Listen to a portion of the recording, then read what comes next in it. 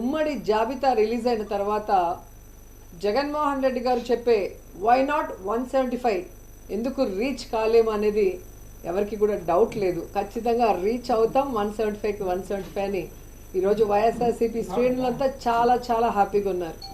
ఎప్పుడైనా ఒక పార్టీ జాబితా రిలీజ్ అయినప్పుడు ఆ పార్టీలో ఉన్న కార్యకర్తలు నాయకులు సంబరాలు చేసుకుంటారు. అదేంటో కానీ టీడీపీ జనసేన జాబితా విడుదల చేసిన తర్వాత టీడీపీ జనసేన కార్యకర్తలు నాయకులు ఏడుస్తుంటే వైఎస్ఆర్సీపీ కార్యకర్తలు నాయకులు డబుల్ హ్యాపీగా సంబరాలు చేసుకుంటున్నారు. ఎందుకంటే ఈరోజు ఆ జాబితా చూశాక పవన్ కళ్యాణ్ అసలు ఎందుకు పార్టీ పెట్టాడు అని మాకే కాదు, ఈరోజు జనసేన కార్యకర్తలు నాయకులకు కూడా అర్థం కావట్లేదు.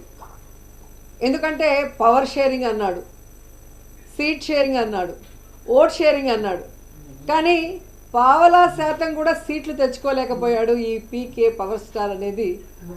ఈరోజు ప్రజలు అంటున్నారు ఈయన పవర్ స్టార్ కాదు, పవర్ లేని స్టార్ అని.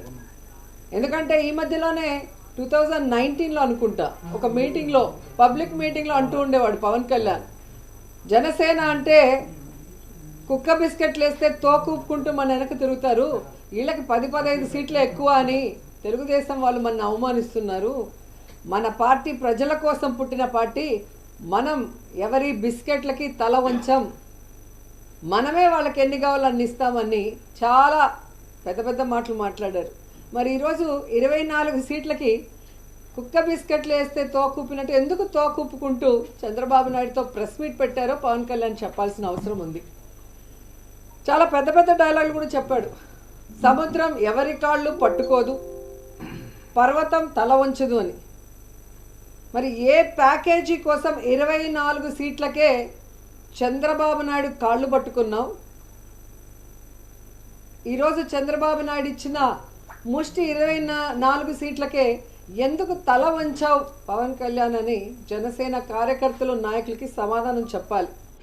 రియల్ లైఫ్లో మాత్రమే అవ్వగలరు, పొత్తుల కోసం పోరాడుతున్నారు, సింగిల్గా పోటీ చేసే దమ్ము లేదు అని చెప్పేసి కొత్తగా మంత్రి పదవి వచ్చిన మంత్రి గారు రోజా గారు మాట్లాడుతున్న మాట. అమ్మ ఫుల్ రియల్ హీరో కాదా, రియల్ హీరో అవునా అన్న విషయం రాష్ట్ర ప్రజలందరికీ తెలుసు.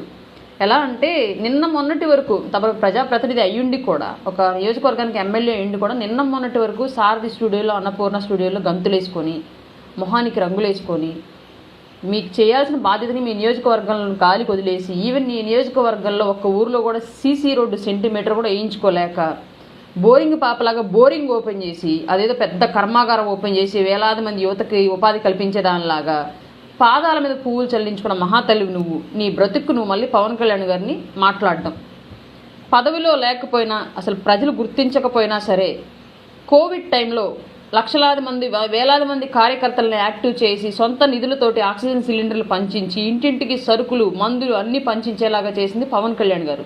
బాడవలో బర్రెల్లాగా నువ్వు నీ నాయకుడు ఇంట్లో పడుకొని బయటికి రాకుండా నువ్వేమో చింత చిగురు పప్పు కూరలో ఉప్పు అని బంచిక్ బంబం అని జిమ్ డ్యాన్స్ వీడియోలు పెట్టుకుంటూ నువ్వు టైం పాస్ చేసావు. అసలు ఉన్నాడో కోవిడ్ వచ్చి చచ్చాడో కూడా తెలియని పరిస్థితుల్లో నీ నాయకుడు ప్రవర్తించాడు. ఆ టైంలో ఆదుకుంది పవన్ కళ్యాణ్ గారు. అలాగే ప్రతి అంశంలో రాష్ట్రంలో ఈ రోజు కూడా జరుగుతున్న ప్రతి అంశంలోనూ ప్రజల పక్షాన్ని నిలబడి పోరాడుతుంది, వాళ్ళకు అండగా నిలబడుతుంది, సాయం చేస్తోంది పవన్ కళ్యాణ్ గారు. నువ్వు ఇట్లాంటి నోటుతొత్తర మాటలు మాట్లాడుతుండే కదా, పెద్దిరెడ్డిని పేడకడిని తొక్కినట్టు తొక్కితే పిడకమొహం వేసుకొని వచ్చి మీడియా ముందు ఏడ్చావు. ఏం మాట్లాడాలో, ఇచ్చిన పదవి ఏంటి, దానికి సంబంధించి మాట్లాడడం నేర్చుకో. సింహం సింగిల్గా వచ్చిందా? వచ్చి ఆంధ్ర రాష్ట్రం మీద పడి మట్టి కొండలు, ఇసుక తిన్నెలు, ఎర్రచందనం అడవులు, దేవాదాయ శాఖ భూములు, కార్పొరేషన్ నిధులు, పేదల ఆస్తులు అన్నింటినీ తినేస్తుంది. అందుకే నెక్స్ట్ ఎలక్షన్ ఎప్పుడు వచ్చిద్దా, ఈ సింహాన్ని తీసుకెళ్లి చెర్లపల్లి బోన్లో పెడదామా అని చెప్పేసి ప్రజలు ఈగర్గా వెయిట్ చేస్తూ ఉన్నారు. ఆ టైం వరకు నువ్వు ఆగలేకపోతే రాజీనామా చేసి రమ్మని చెప్తూ తొందరగా. అలాగే అక్కడ ఎవరు సింగిల్గా వస్తారో ఎవరు మింగిల్గా వస్తారో చూసుకుందాం. పవన్ కళ్యాణ్ గారు ఎవరితోనూ పొత్తులకు పోరాడట్లేదమ్మా, ఆయనతోనే వేరే వాళ్ళు వచ్చి కలవడానికి సిద్ధపడుతున్నారు.